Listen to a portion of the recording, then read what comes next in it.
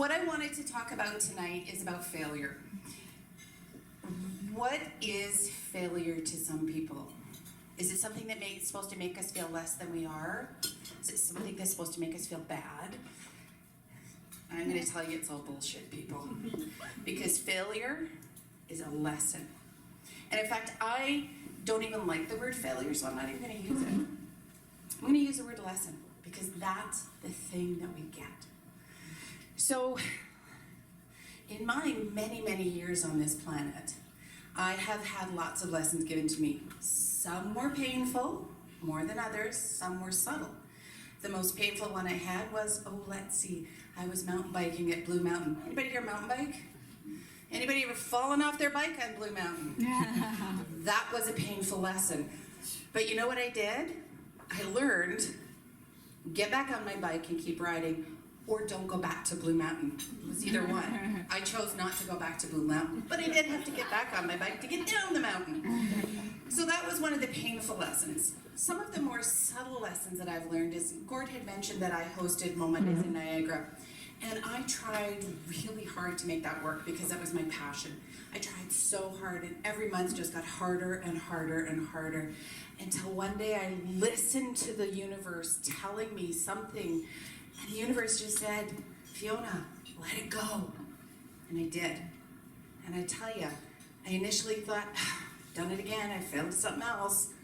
But no, what I learned was that I needed to listen to what was going on around me. I needed to listen to what was happening in my business, and I needed to let it go. And the moment I did that, man, oh man, the sense of relief and the sense of power that I had, amazing. But if you go back even further, I'm the youngest of 6 kids. Now, I learned a lot when I was little. I learned what I could get away with, partially because my parents were exhausted. I was the youngest of 6. And times were changing. My sisters used to complain all the time. Fiona gets to do this before we did. She got her ears pierced when she was 12. We had to wait till we were 16.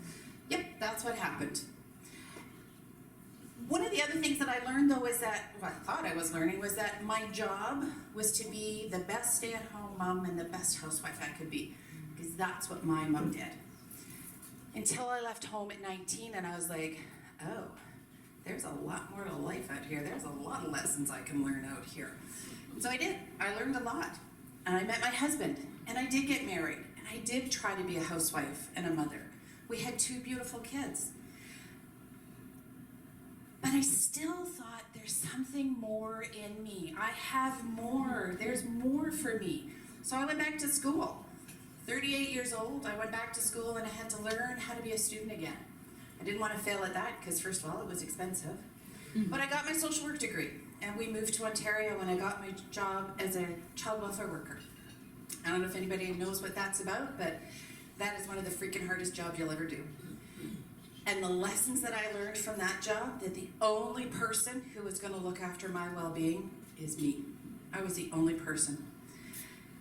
So after 15 years in child welfare, 2 years in a foster care agency, I was like, something's not right here. Something's wrong. Because you see, at that point, I didn't want to be a mom. I didn't want to be a wife. I didn't want to be an employee. I was done. I was tired, and I thought I was failing at everything. I look back now and I realize that was actually my depression speaking, because I hadn't failed. I hadn't failed, but my depression was so bad that I couldn't see the good things that were happening. So after medication and therapy, I realized, once again, I had way more than I could offer. There was way more to me than what met the eye. So I hired my first coach. My first coach was woo-woo, as we would say. She helped me learn how to let go of all the crap that was building up in me, and chakras, what the heck are those? I quickly learned that energy. She helped me unblock all of this stuff, and again, I learned I am strong and I am powerful. And what am I going to do with it? So I started a coaching business. And then, shit got real again. Because my husband had a heart attack, and then he was diagnosed with PTSD, my little dog died, and my mom died. And I was like, universe, Haven't I learned enough? Haven't you thrown enough lessons at me?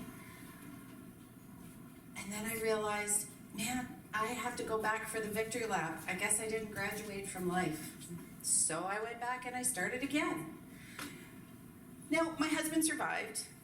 I survived, but our marriage didn't. So after 30 years of marriage, we were done. At that point, I was like, oh man, this is the biggest failure I've ever had. Because for me, growing up, I was going to get old with my husband and we were going to sit in our rocking chairs and we were going to rock and watch the sunset. And then I realized that's from a movie, that's not real life.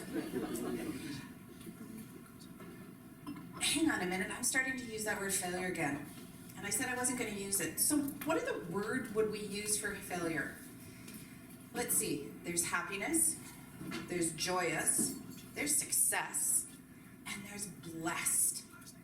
Because without all the lessons that I had learned, I would not be blessed. I'm 56 years old? How old am I? I don't even know how old I am. But I wouldn't have my own apartment that I picked out for myself because I'd never done that before. I wouldn't have a job that I like, and I wouldn't have my kids and my grandkids and my family, my coaching business. I just got certified as a hypnotherapist. I wouldn't have any of this if my husband had not given me the gift of divorce. It was a gift. It truly was. And the lesson I learned from that was accept that gift and let the rest go. So, let's see, where am I? Oh, I'm divorced. I'm in my mid-50s. I have a great life. And I've learned how blessed I am to have all of it. All of it. And this is where I need to look at my notes because I have something really poignant here. I'm hoping not to make people cry, especially myself. I guess what I'm trying to tell you all is that what we see as failures aren't if we choose not to see them as failures. Look at them all as lessons. And that's what I'm trying really hard to teach my children. And they're adults. And I'm teaching my grandchildren that you didn't fail. Life is giving you a lesson. Learn from it. Because when you learn from those lessons, you learn how much power, how much strength, and how much you have to offer this life. So that one day you're just going to wake up and you're just going to jump. Thank you, everybody.